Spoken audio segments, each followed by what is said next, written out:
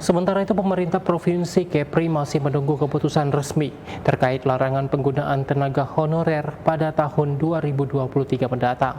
Setelah ada keputusan resmi, pemerintah provinsi baru akan mengambil langkah konkret terkait kebijakan tersebut.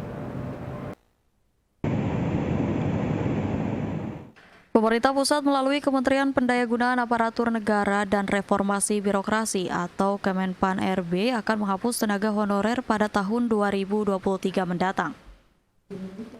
Menanggapi hal itu, Sekretaris Daerah Kepulauan Riau Adi Prihantara mengaku tidak kaget atas kebijakan tersebut. Karena wacana penghapusan ini sudah dihembuskan sejak tahun 2019 lalu. Kendati wacana penghapusan itu sudah lama didengungkan, Adi menyatakan pihaknya masih menunggu keputusan resmi dari pemerintah pusat, meskipun saat ini pemerintah daerah tetap membutuhkan tenaga honorer untuk membantu pekerjaan ASN atau P3K dalam menjalankan roda pemerintahan daerah. Adi Prihantara yakin jika tenaga honorer dihapuskan, maka berdampak pada meningkatnya angka pengangguran terbuka di daerah.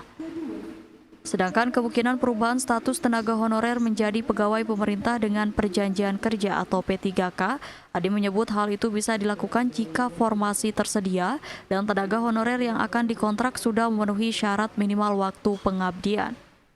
Memang peraturannya disebutkan, bahkan tahun 2009 yang lalu juga sudah disebutkan, tidak ada lagi mengangkat honorer, tidak ada lagi mengangkat yang dulu di THL, K1, K2 dan sebagainya. Dulu juga sudah disebutkan, tetapi kenyataannya di daerah diperlukan. Untuk membantu kinerja. Nah ini apa? Bagian yang harus dua sisi dipikirkan. Karena kalau semua harus dihapuskan, pengangguran terbuka juga akan naik. Kemana mereka akan bekerja?